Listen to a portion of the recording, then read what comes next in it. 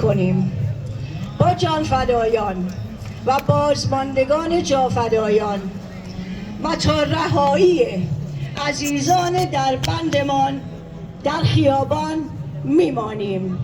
یادی میکنیم از عزیزانمان که در این بهار با ما نیستند. عطر یاد جانفدایان را فضا پر کرده است در بهاری که دل و دیده به خون بنشسته است.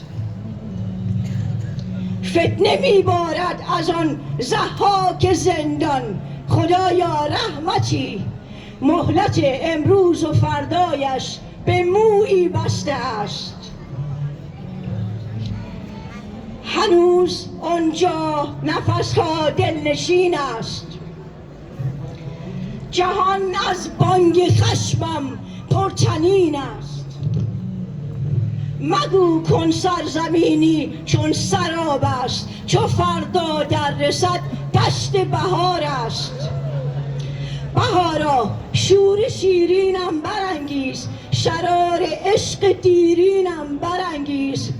بهارا زنده مانی زندگی بخش، به فروردین ما فرخندگی بخش.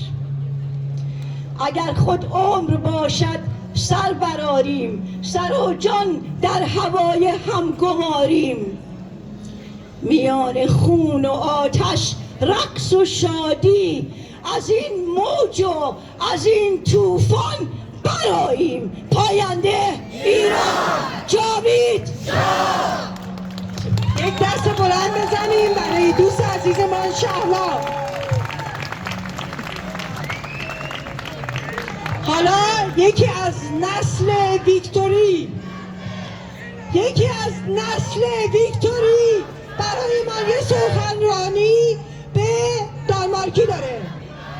برای سارا آزادی دست بزنیم.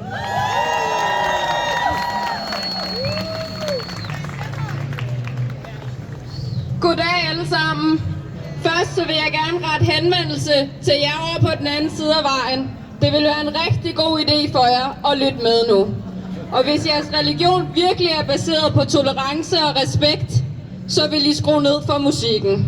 Tak.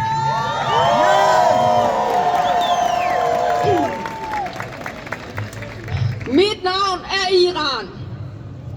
I dag står jeg her som diasporaens stemme. Min kamp begyndte ikke den 28. december. Min kamp begyndte ikke i 2022 under Kvindeliv Frihed. Og min kamp begyndte ikke i 2009 under den grønne bevægelse. Den begyndte i 1979, da mullaherne overtog magten i frihedens navn. 47 år. 47 år uden frihed. For hvilken frihed er det, når man ikke må synge? Hvilken frihed er det, når man ikke må danse? Og hvilken frihed er det, når man ikke må elske den, man vil elske?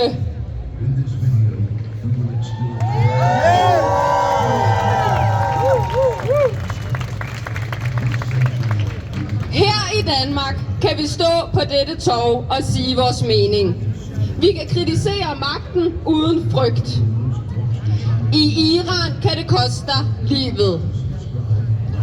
Overvågning, hængninger fra kraner på åbne pladser, henrettelser uden rettergang, tortur og voldtægt i fængsler. Det er ikke frihed. Det er et åbent fængsel for 90 millioner mennesker. Et fængsel, hvor staten bestemmer, hvad du må se, hvad du må lytte til, hvad du må have på, og hvad du må tro på.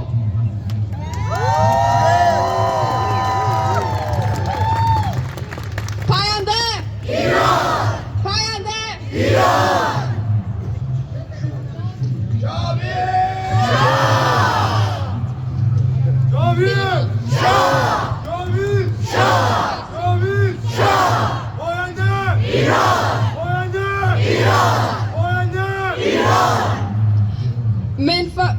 Men for hver fængsling, for hver henrettelse, for hver gang de forsøger at tie os, så vokser noget andet. Vreden vokser. Modet vokser. Og viljen til frihed vokser.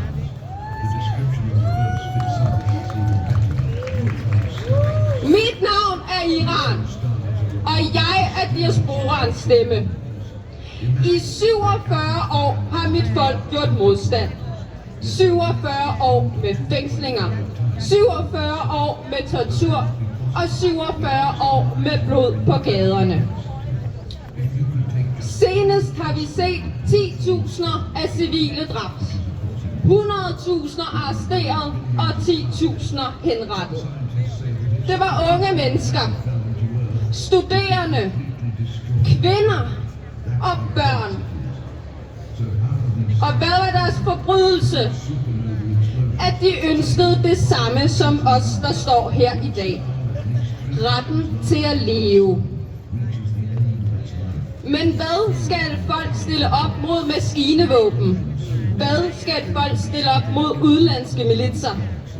Hvad kan mit folk gøre med tomme hænder, sultne maver og knuste hjerter? De står ansigt til ansigt mod et regime, der vælger missiler over brød. Et regime, der vælger magt over sit eget folk. Så nu spørger jeg jer. Hvor meget blod skal flyde, før verden lytter? Hvor mange unge liv skal gå tabt, før verden handler? Mit navn er Iran, og jeg er diasporans stemme. Og i dag...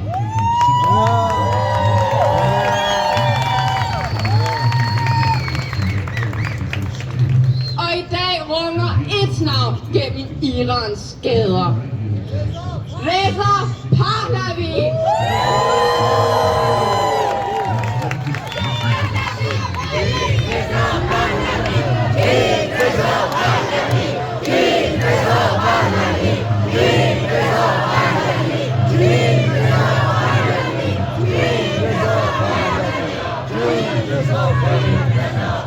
Millioner af iranere råber på hans navn som overgangsleder til et frit Iran.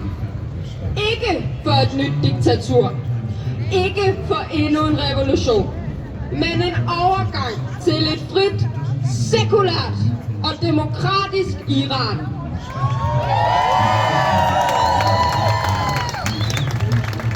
Et Iran, hvor kvinder kan gå frit, hvor mænd kan tale frit, hvor børn kan vokse op uden frygt. Et Iran, hvor vi igen kan le, synge, danse og leve. Vi ønsker ikke bare nye ledere. Vi ønsker et nyt system. Et Iran, hvor loven gælder for alle, uanset køn, tro og baggrund. Mit navn er Iran, og jeg er diasporans stemme. Vi beder ikke længere om tomme ord. Vi kræver handling. Sanktioner mod dem, der undertrykker. Isolation af regimets diplomater. Og støtte til de kræfter, der kæmper for et frit Iran. Vi, diasporaen, at de stemmer, regimet ikke kan tie.